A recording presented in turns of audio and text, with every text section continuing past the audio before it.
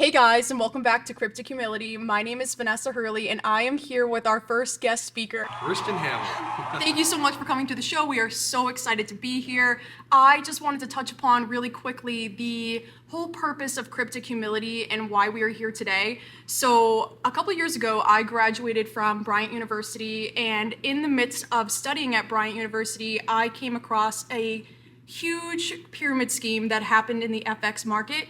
And basically, what happened is I was trying to do artificially intelligent trading, so using AI to do passive trading for me. Realized that it ended up being a massive pyramid scheme. I lost around $2,000 in the process, and ever since I have been here trying to teach people about the crypto market, get feedback about the crypto market, and truly understand why we're having such issues and can't see crypto reach its fullest potential. Part of that is because we're experiencing a lot of fraud schemes, scams, pyramid schemes, and just illegitimate resources and people in the market. So my whole goal and purpose and mission of the show is to gather feedback about the biggest issues in the crypto market, why we're not excelling like we could be, and in doing so, I bring people onto the show to talk about their experience, their history, and kind of what they think the biggest issues in crypto are. So, Christian, I'm gonna give you the floor. Feel free to do an introduction of yourself, your history, why you came onto the show, how we connected, and just anything else you feel like is important for people to know. Awesome, sounds good. So yes, hi everyone. So I'm a senior here at Bryant University. I am majoring in finance with a double minor in management and legal studies. So my interests lie inside of strategy and data-driven decision making, and specifically with inside of the realm of alternative investments, so the realm of real estate, cryptocurrencies. So I'm very excited to be here today.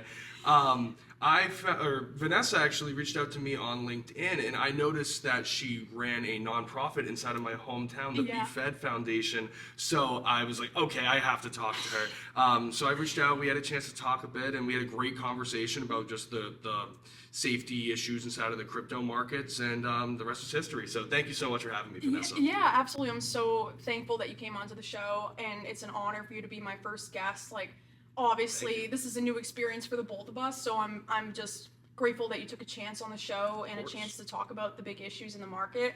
I also forgot about the nonprofit. So we run a nonprofit in Boxford, Mass, a community garden, and you're from Boxford, which was just, it was so meant for you to be on the show. Don't find many people from I Boxford, know, so I was I excited know. when I saw that. Exactly. I know we're from a small, kind of like farm town Yeah. in the North Shore area of Massachusetts. So this is amazing. It was definitely a specific connection for us to be here today.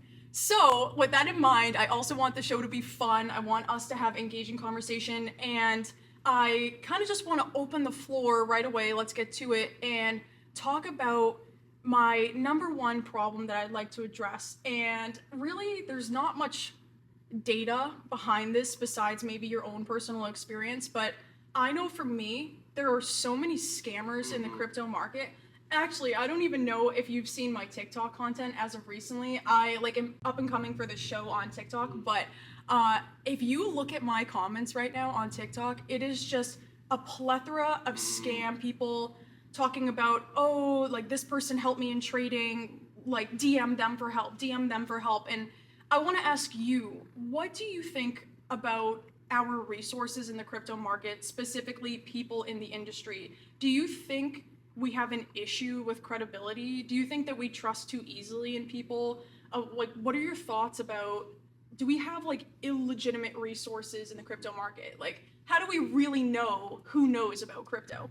Yeah, so that's a great question. I think it's not just about there being so many illegitimate mentors out there, but also the idea of there just not being many legitimate mentors at all in the Yeah. first place, right? Yeah. You know, you're on this scene, it's very new and emerging and to become mainstream, and you know, just that lack of education, first and foremost, like, that's a big issue. And you know, it's great because that's exactly what you're trying to solve. Exactly. I think the idea that really hooks a lot of people who may not know a lot about the crypto community is this idea of getting rich quick. And typically if you hear something God about you getting said that. getting rich quick, it's too good to be true. Because people see these lucky examples of it's going to the moon, this and that, and that's just not the case.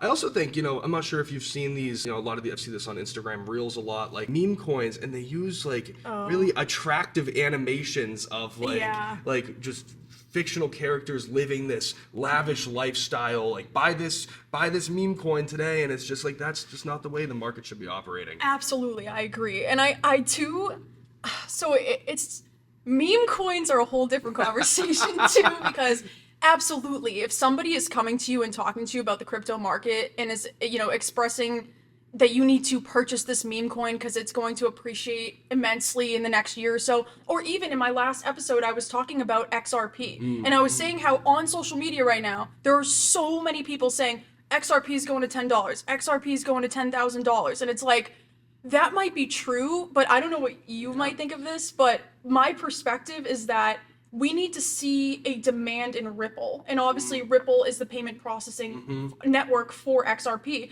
So it's like, how is XRP going to appreciate if we don't see a need for Ripple? And I think that Ripple is trying to mimic PayPal. But steering us back on track for the question, I think that you're 100% right. There are so many people in the market that are illegit, and that might hurt a lot of people who are out here trying to talk about Bitcoin and crypto and all these cryptocurrencies. But I want to ask you a question. So on X, there are groups. And so obviously on Discord too, you can just get invited into a group. I think I had talked to you about this. Yeah. So I think that that actually hurts the crypto community, because we have a network of people that, like, there's 100,000 people in the Bitcoin group on X, and I think that's great. But at the same time, it's like, you're going into that group to find education and information, and are all the people in that group really trustworthy? So, or are they even people, right? Yeah, They exactly. very well be bots, a large percentage Exactly. of them. Yeah. Yes. So I do think what I'm trying to achieve is that we need a platform where people can join a group, but will have to get tested in their knowledge before they enter the group. And what are your thoughts on that? Like, do you think that we should have a free group where anybody can join, or do you think that we should have a group where you, in some way, shape, or form, need to get tested before you enter? So, like, if you wanted to talk about XRP, you would need to know, like, the basic facts about XRP before you enter the group. Do you think that that's a good idea, and that could help eliminate illegitimate resources in the market? Yeah, I definitely think raising that barrier to entry to these sort of groups could just raise the level of knowledge in general inside of the group. I think also something important with a platform like that is really just strong oversight, right? Because if you you see this happening on just every sort of social media page out there now. The comments are getting overflowed with bots. Real people are communicating with bots, thinking that they have a shot at making some quick money, and really just making sure there needs to be some sort of oversight to make sure that there is not just false information being spread rampantly. I wanted to touch on your notion about XRP going to this price dollar, this price amount. This idea of just predicting where a coin's value is going to lie is so outlandish. It's different than equity, right? Where you're looking at, this is a company's financial performance. I mean, this really is a supply and demand market. Yeah. Like how much people are willing to pay for that token. And recently XRP has just won the law. I believe they won a lawsuit. Yes, they did. I just talked about it in the last episode, Awesome. But you're correct. They just won the lawsuit against the SEC. Yeah, and so this idea of XRP won the lawsuit, they're going to the moon, right? Like that, we just can't have that going around. It's more so XRP won the lawsuit, what is the next step? What is going to happen next? And that's exactly to your point of just the demand for Ripple in general. Exactly. A lot of people don't understand. So one of the biggest issues in the crypto market is a lack of education. I think it's a new market. I mean, I know it originated like around 10 years ago, but it's a new market, and a lot of people don't have the fundamental information and the foundation of like how cryptocurrencies work in a way. And it is, a lot of the coins are just backed by supply and demand. There are a lot of stable coins too that we've got into on the show that you guys can check out that episode, but it's true. XRP is simply supply and demand. So if we are not seeing a huge demand in the market for more people using Ripple, for more businesses and institutions needing lower fees for payments and transfers and payment processing and all that stuff. That's the only way I think that XRP is going to appreciate. And so you're so right. When we are seeing videos on social media that are convincing you into the get-rich-quick schemes, you absolutely should avoid it 1000% and use your own discernment. Crypto is an extremely volatile market. There is a lot of unpredictability in the market. So to say that you should dump all your money into it, it's so different than stocks. And I feel like I could be wrong, but I feel like you might even know more about stocks than I do, in the sense of like buying an asset and like having ownership of shares, and like that's so much more legit than the crypto market. Like it's more established, and also sometimes the assets that you're buying are tangible, like you know that they have value.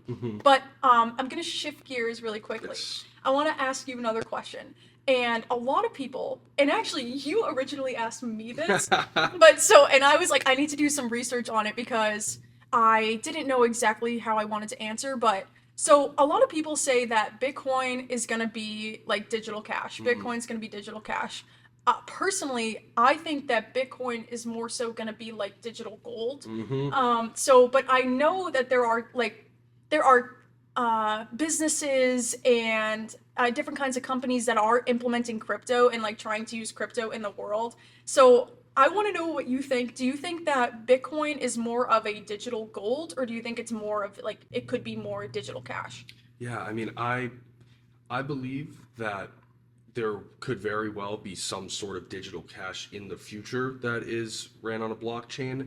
But when it comes to Bitcoin, I mean, I really do believe in its purpose of being a store of value or a digital gold. I think that brings up this great question where it's like, we have the United States right now auditing Fort Knox, right, to see if there is enough physical gold. And, you have these people who own gold on a piece of paper right now who don't even know if the U.S. government is in control of it. So, which is really crazy. And I think that that's one of the great benefits of Bitcoin, being able to, you're able to have this store of value inside of something on this safe, protected ledger.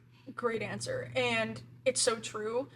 And the reason why I want to bring that up is so many people don't understand Bitcoin. They're like, because it is supply and demand still, but they don't get the value in it. And truly, once gold was discovered, what value did gold have? We just saw it have value. And in a way, we're trying to do the same thing with Bitcoin, just in a digital sense. So personally, I think Bitcoin is going to become digital gold. We saw a couple weeks ago that Trump had a crypto summit. I don't know if you checked that out, but he had a crypto summit with some of the biggest people in the industry, like Coinbase, Binance. Actually, I don't know if Binance was there because Binance is going through a huge lawsuit, which we talked about in a previous episode. I think that because Bitcoin only has a certain level of supply, so hear me out. Ethereum has, I will fact check this on the video, but I believe 18 million that can be supplied every year. So 18 million Ether that can come out every single year. That to me could be more of digital cash in a way, because we have supply every single year compared to Bitcoin. Because Bitcoin, there's a cap of like 21 million, I believe. I'll fact check it for you guys. But so in a way, that's a reserve. That's going to be digital gold. And I know that some people have ownership, like just like if you bought gold right now, like some people do have ownership of Bitcoin, which can transfer to cash. But you'll see in a lot of businesses right now too that, like I was looking into your question about how do we make crypto more functional in our daily lives? How can we bring crypto to the world? And honestly, I think it's less about bringing crypto and more about bringing blockchain technology. Yeah, which I definitely want to touch upon blockchain technology. But truly, I think we have better chances of Ethereum and other cryptocurrencies that kind of have an unlimited supply be more of a digital cash than Bitcoin, since Bitcoin is limited. And we see Bitcoin kind of as digital gold. But there are companies, I don't know if you've looked into it, but there are companies that are trying to implement Bitcoin purchases. Like, I don't know if are you into luxury cars? Like, do you pay, like, are you a car guy? No, I wouldn't quite say that. Thank God. So, when we first originally talked, you had mentioned to me and actually asked me a brilliant question that I had to do my own research on to kind of be able to respond back perfectly, if you will. And so you asked me, how can we implement Bitcoin to be more implemented in our society on a daily function? And I had been looking into it, and I saw that there are a ton of car dealerships now, like super luxury car dealerships that offer Bitcoin purchases, and even in other industries, I'm sure there are Bitcoin purchases. Like I know you can purchase airplanes now. I mean, if you are a Bitcoin billionaire, then you can purchase an airplane. But what do you think? Like, what do you think about using Bitcoin to purchase things? Do you think it's feasible? Like, how would that process work? You know? Yeah, so I think first and foremost, these businesses enabling payment through Bitcoin definitely bring awareness to the crypto community. But this goes back to our discussion about what exactly is Bitcoin's use case? Is it a store of value, or are we using this as a currency? And I think at the end of the day, maybe this will be great to get some awareness, but it, it may also lead people in the wrong direction, making people think that Bitcoin is going to be this next dollar bill. And We don't know. Yeah, exactly, we don't know. But but it very well could not be, and I think it's important to understand that. yeah, no, you're right. And like I was talking about previously, just the limited supply of Bitcoin. Right now, we might be able to use it as a currency because it's still circulating in the market. But eventually, when all, like, let's say, bring this back to gold. Let's say that we all had our own gold share already. Of course, we can still trade it in the market Yeah. with each other, but eventually, all the Bitcoin's going to be mined. And actually, that is a big question that I need to ask you is the Bitcoin mining. But I just wanted to finish this up and say that eventually we don't know if it's going to be digital cash or if it's going to move towards a reserve. And like I just said, Trump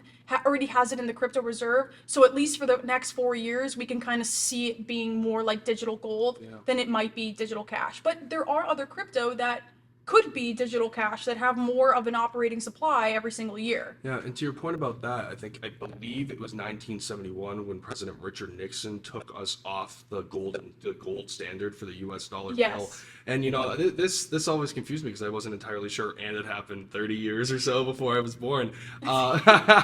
So I looked into it, and I guess part of the issue is, you have all this trade going on, and eventually, like, with that capped market supply, it's and you're only in possession of so much gold as a country, right? Exactly. And that, I think that just goes with your point about Bitcoin being limited. Yeah, it's very true. And actually, you know why they did that is because after World War II, so the amount of dollar bills that they had equaled their gold reserve. So when you're in debt and you don't have enough gold reserve to print more money, they realized that the gold standard wasn't going to be feasible anymore. So that's when so I did a whole episode on the history of FX. You can hear it in there, but that's what they're talking about is how the FX market evolved, which is how crypto evolved. And also a lot of people who aren't educated don't really know how like these foundational aspects, like how the FX market evolved, why we don't use gold anymore, why we really wouldn't be able to use Bitcoin as a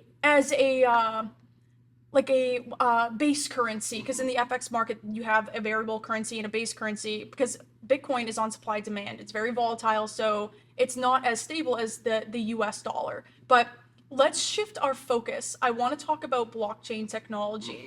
And so let me share a quick statistic with you. I did some research about scams that are happening in the market. I'm sure you did too, and we want to hear your perspective. But there have been a number of Bitcoin scams and just crypto scams in general that have happened through blockchain technology. And a big part of that is actually through Bitcoin mining. I don't know if you've heard that, but I will kind of give us a debrief of it. So on smaller exchanges, hackers can create a fork, which is another variation of the blockchain, like either in smaller updates or details, and basically they can alter transactions that are happening. So people don't actually know what's going on the original blockchain or if it's on the duplicate blockchain. So I know that's kind of confusing to say, but basically what hackers can do is they can create a variation of the Bitcoin blockchain, create all these transactions on it that are illegit, and then nobody ever catches them, because on Bitcoin, for mining, it takes 6 confirmations for a transaction to be confirmed and on the blockchain. That's so much time for scammers to come in, to edit transactions, to hack into transactions. And Bitcoin mining is just one, but there are a lot of benefits and cons to blockchain technology. Obviously, the scams are negative, and we'll talk a little bit more into that. But I want to know, what do you think is good about blockchain? Yeah, so I think when it comes to currencies on blockchain technology. I do not believe that that will be the first place that blockchain tech becomes integrated with our society. So I actually have a few examples here. So first and foremost, I think this idea of, so I'm fascinated by real estate, and I think this idea of implementing blockchain technology into real estate ownership could be great for the retail investor. So right now, I mean, you can invest instead of REITs, real estate investment trusts, but this idea of purchasing a token that may be 1/1000th of a total supply of a property and just being able to easily do it. I know a company called Fundrise does something similar, but it's still based on that REIT foundation. I think as the technology comes more into mainstream play, I think we will see real estate be one of the first places that blockchain tech transforms society. That's interesting. I didn't know that. So just to clarify for people listening, so you're saying basically that people could purchase a token, like a percentage of a house or a percentage of like a commercial building, and then they'd own ownership of that building through blockchain and crypto in a way. And it'd be very transparent, very easily accessible, a little bit different than how business can be done traditionally nowadays. I think one of the cons of that, just to not be all pro on it, is this idea of, decision making on properties. How do you decide if you want to expand? How do you decide if you want to, for an example, knock a wall down, right? Like if it's by vote, let's say that the majority of shares get into the wrong person's hand, and now you still have ownership of this property. So that's something that will have to be, those are the fine lines, but I think just the idea itself is very interesting. Yeah, no, that's great. We talked about how crypto can be implemented into the world, and then we're talking now about how blockchain can be implemented. And to be honest, I think blockchain can be implemented so much more than crypto. I think people get so hung up on crypto, they don't realize that the technology backing it, like smart contracts, like blockchain, and forks and dApps on Ethereum's blockchain, like there's so much opportunity to grow outside of crypto. I think crypto is really just all the hype that is getting us to be advanced in that technology. But there are other ways that people can scam blockchains, and one of those is through smart contracts. So an example of how a smart contract would be used is, this in 2020, and I'm curious because we haven't talked about our political beliefs, which we don't have to, but I'm just saying there has been a conspiracy that in 2020 the voting was hacked or scammed. This is interesting. So I'm glad that you're with me, because there are dApps that have voting systems in place where smart contracts are basically preset or pre-designed protocols. They're AI that are operating and doing commands for you on the blockchain. So if you were a voter and you voted and you sent your vote out into the blockchain, the smart contract would come in and automatically send your vote into the pool of votes, if you will, to calibrate how many people voted for one person over the other. Personally, I think that's one way that blockchain will absolutely be implemented, is we're seeing corruption maybe in a lot of different things, especially through politics and elections. And I think having a dApp like a voting system and using smart contracts is a brilliant way to try to solve issues in the crypto market too, and also just in our general world with just scams and fraud and corruption happening. And we're seeing so much corruption happening in the government too, and in crypto scams. But the downside of smart contracts is that a lot of them operate on blockchain technology, so it's easy for people at points to hack into them. So if there's a coding error, or if there's issues with the smart contract, or if you make a deal with somebody that's corrupt and you just never know. It's the same thing with blockchain, where the technology is not perfected yet and the AI is not perfected yet. So if there's any weaknesses in the system, it's easy to hack into.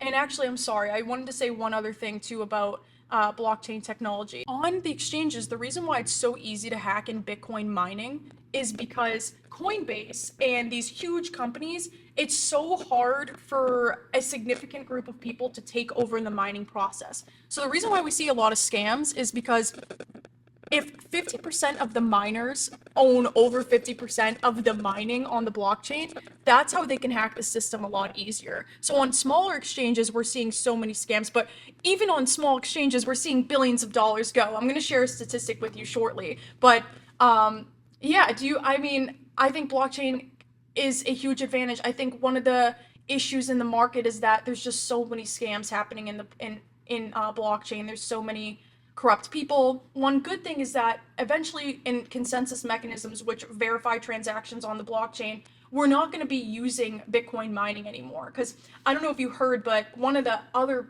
biggest issues in the crypto market is energy usage. So when you're verifying transactions on a blockchain like Bitcoin, for example, all the miners are computing, you use so much computing power to basically solve mathematical equations that help you find the missing hash or hash rate that matches that block. And what it does is it verifies the transaction and puts it out into the blockchain. So, but that creates so much energy usage. Have you heard anything about that, like the Bitcoin mining energy usage? Yeah, it's an issue. Like we are in need of more energy. I think alongside this new like large language models like ChatGPT also requiring large Yes. amounts of energy. We're facing both of these issues at the same time. So it's definitely at the forefront of society to solve the issue of that. Yeah, and also right now we're at a point in the United States that like we're trying to lower energy costs, and there was a statistic that was done to say that all the Bitcoin used, I believe, in the world was accounted for the amount of electricity or energy usage it would take to run Switzerland, like a small country. So it's a lot of energy usage, and we're moving away from that. So there's a lot of opportunity in blockchain once we get out of the mining process, because Bitcoin mining, it's easy for hackers to come in. It's energy usage is insane, and also to verify transactions it takes 6 different steps. So it leads to a lot of corruption that could happen in regards to verifying transactions and putting more trust towards people. Yeah. Yeah, and to your point about using a lot of energy, there's also this idea of just using just sheer computing power. And I'm not sure if you've heard of this sort of hacker scam, and it's been pretty popular over the course of the past decade. So a lot of times you may download a file that you think is innocent, but in the background of your computer, they are using your computing power to mine for cryptocurrencies like Bitcoin. I had no idea. It's insane. Like I was watching this. I was watching a podcast, and there was this individual. He's how do you say, white hat hacker, when they're like a good for good Okay, now. yeah. I believe that's the term. But he said that in his past, he used to send these files into computers, and when the computer's not running, it's using 80% of its computing power to mine crypto, and when it's running, 20%. Like, and so it's like it's just never ending, and you will have no idea, but your hardware will be deteriorating. I had no Yeah. what like has that been happening in For years. I mean, I used to play video games a lot when I was younger. Yeah. And I mean, it was a very known thing inside of our like gaming communities to Wow. like not just be wary of files, but be wary of files because they might be taking down your new NVIDIA graphics card, So You know what? And you're so right about that, because I just went over, I forget which there's so many scams at this point. I like can't That's keep scary. track. Yeah, it's scary. And I want to share a statistic with you shortly, because this is like the biggest part of the whole show today is to go over these statistics. But clicking links. So there's a joke on the show that I worked at the bank, and I talk every episode about my experiences at the bank. But if you click a link at the bank, you could completely destroy everybody's personal accounts. Like, it only takes one opportunity. And they said in the statistic that you'll see in a moment that a majority of the hacks and scams that we're experiencing are actually from North Korea. interesting. And it is all through clicking links, and it's called trader activity. We touched upon it in the last episode, but there's a lot of people that will click a link and not know if it's legit or not, and then hackers can get into the system, multiple people hacking multiple employees for institutions, and that's actually how a lot of Bitcoin scams happen as well. So yeah, you're so right, and actually right now is a perfect time to share one of my stories. But so one of my friends used to work at the bank, and actually she still works at the bank, but this is a true story, an old woman came in the other day saying that she needed to take out money to deposit it into a Bitcoin ATM. And my friend was like, no, like, you're probably getting scammed. This is probably not legit. The lady didn't listen. She came back, and she came back to the bank, had a panic attack, was telling my friend that she was correct, that this was all a scam. And she ended up having a seizure. Wow. Like, because I know, it's Wow. crazy. Because it was a huge amount of money. I don't think she actually went through with the scam, thank God. But it's so easy for people to believe in these schemes. And I actually was doing some reading in and doing some research, and a lot of Bitcoin scams come from, believe it or not, romantic situations.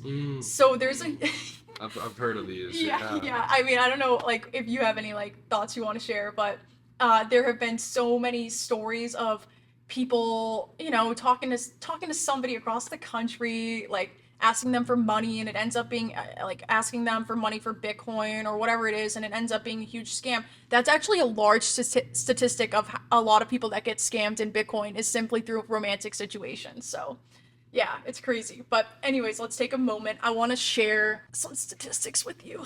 I guess while you're pulling up those statistics, Vanessa, I guess I was looking at some use cases for blockchain tech, and I'm sure you remember the 2010 Haiti earthquake disaster. Yeah. I read this thing where it was like there was more than over 60 years of archives that were poorly stored that then either became damaged or lost. And in a lot of these developing countries, blockchain technology could really be implemented to serve them well. There's a danger with these developing country archives where you could lose decades of data versus something like blockchain technology that you could just store this information on. I think it would be really strong. Absolutely. And blockchain has so much potential because it's a public ledger. So I relate everything to the bank because I don't know if you know passbooks. Like, have you ever heard of a passbook? No. It's so ancient, but basically what our grandparents used to have is a passbook where after they did a transaction at the bank, you could slip the passbook in and it would record that transaction. So I like to connect that to blockchain because blockchain is literally a public ledger. It's just a ledger of every single transaction that has ever occurred, and any computer can hook up to the network to look at the transactions that have ever been transacted. Well, I think, and I'm sure like this idea of a publicized blockchain is very very dominant right now. But there are also privatized blockchains and centralized blockchains, which I think that will come before this whole idea of decentralization, where corporations will adopt this sort of tech. Yeah, you're right. There are like private blockchains. I know they're like hybrid consortiums. I think that's what they're called. But you're right. So like let's say you were in a global supply chain business, and I'm not super familiar with global supply chain, but if you were in a global supply chain business and you wanted to use a blockchain just for your business, you could use a private blockchain to do that. I know Bitcoin is a public blockchain, so you're right, we do have like this glorification of public blockchains, but there are so many different types of blockchains that can seriously benefit society. But to recap before we move forward, the two biggest issues are that we're experiencing a lack of credible resources in regards to education. I think a lot of people are not educated correctly about the market. There's a ton of get-rich-quick schemes, and it's just like, who do we trust? Especially when we're on X and all these platforms where pretty much anybody can just talk about it. It's like, how do we know what their experience is and who's credible in crypto? And truly, since crypto is such a new market, it's like, who do we really trust? Because even you and I mean, we sound so knowledgeable today, which we are, but there's so much that we don't know because there's so, like, the SEC hasn't even truly regulated crypto yet. So it's like we're living in a time where history is still kind of being made in crypto. But go ahead. And I think it's interesting. I mean, you're seeing a lot of these big companies inside of the banking industry adopt cryptocurrencies. And I think, typically speaking, like, I'm going to use the example of tax advice, right? If you're going to listen to just a single person about tax advice who maybe doesn't have experience at a big bank, who are you going to trust more, right? Are you going to trust the Goldman Sachs of the world, or are you going to trust that new recent grad who hasn't had a corporate job yet? So I think these big names need to adopt these sort of like crypto advisors. But to your point, how do we find who these knowledgeable individuals are that can fill that role? Right. And that's what I'm trying to do. So I'm trying to create a platform of all educational resources, people who are credible in the market because they have history of legitimacy. Like, they have a great support, their content is legit, it's fact checked. Like, what I'm trying to do is create a whole platform of podcasts, news, coaches or advisors, educational programs, classes. I'm trying to create an entire network of people that can learn crypto and learn it legitly, like having Discord kind of groups, but it's all based off your own legitimacy and your own knowledge. And I think if we did that, if we created something like that, it would solve a lot of the problems that are happening in the market. Blockchain technology, I think that is the biggest issues there too are public and private keys, which we didn't touch upon, but just to touch upon really quickly, public and private keys, like, your public key is for if somebody wants to send you money, But your private key is kind of like your access to your funds on the blockchain. It's like it's like a secret bank account, if you will. It's interesting. Like in blockchain, you have kind of two bank accounts, but there's a lot of people that give others their private key. And that giving somebody your private key is like giving somebody your bank account information. A lot of people don't understand that because they're new to crypto. So I wanted to touch upon that really quickly too, because public and private keys are another way that people hack your Bitcoin. So like we've talked about so much. We've talked about romantic. I love it. Yeah, this is great. There's so many factors of why this market doesn't excel. And it's like, all right, let me read these statistics because it's crazy. So on in this episode, I wrote how much crypto has been lost due to scammers. So I'm collecting this data from Chain Analysis. It's like some website I deem to be credible. But in 2018, 1.5 billion was stolen from crypto exchanges. In 2019, 543 million. 2020, 531 million. In 2021, 3.3 billion. 2022, 3.7 billion. 2023, 1.8 billion. 2024, 2.2 billion. And in 2024 alone, the crypto exchanges and other means of like stealing crypto increased by 20%. So we are reading each year billions of dollars being stolen from the crypto market, and every year nobody's doing really anything about it. I'm seeing like these huge, I mean, we have huge exchanges like Coinbase, and Coinbase is secure because they're such a big organization now. It's so hard for hackers to get in. It's not saying it's impossible, but I don't know. Why don't these numbers shock anybody, you know? Or maybe they are so shocking that people don't know what to do. And I think it's that. I think it's so shocking that it scares people away from the scene. And I think right now, where we see cryptocurrencies being more so normalized and brought to the front of media attention inside of our nation through the government, I think this is going to bring a lot more eyes on the industry. And I think we could start to see, hopefully, some change inside of the crypto community. You're right. It's just like, where do we begin? You know, after all the things that we've talked about today, too, like.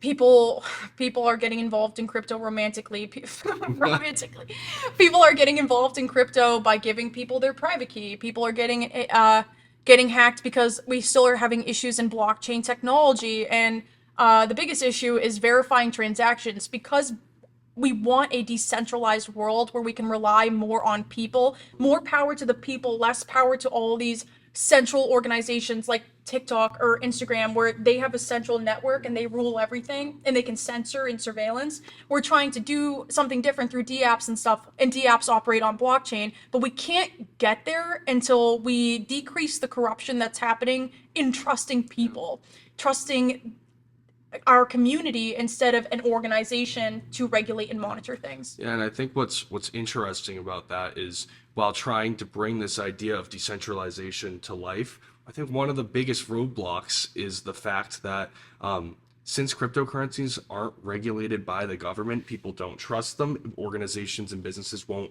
adopt this technology, and so it's kind of a, I guess two-edged sword might be the right word. Yeah, where double-edged, where it's like, you know, we need this sort of regulation to occur in order to normalize this sort of decentralization, which it's kind of argues against itself. All right, we're going to close out this episode. I just want to say, Christian, thank you so much for coming on to the show. Before we go, I wanted to open the floor to see if there were any additional things that you wanted to include to talk about in the crypto market or blockchain, or just anything you feel like people should know. Yeah, sure. So first and foremost, I'm not a financial advisor. This is not financial advice. Good. But I do believe, especially if you're a younger investor, put a little bit of your portfolio into cryptocurrencies, because at the end of the day, you have high risk tolerance at this age, and don't put it in looking to take it out as soon as it gets up, and don't put money in that you need liquid within the next year. You need to let this investment ride, because I think it really is valuable. And you know, just some tips for looking at that. Look at these coins that are large market cap. You know, besides the important Bitcoin and Ethereum, you know, coins like XRP, Solana, Avalanche, Polkadot, Chainlink, like these. Yes. Learn the use cases behind these coins, because You know, a lot of people just lump these coins in with meme coins, but they have uses behind them, and it's interesting. And who knows if first mover advantage is what's going to prevail here for Bitcoin and Ethereum, because there are competitors. So maybe you could throw this up on the screen for the viewers you guys will as see it on the well. video.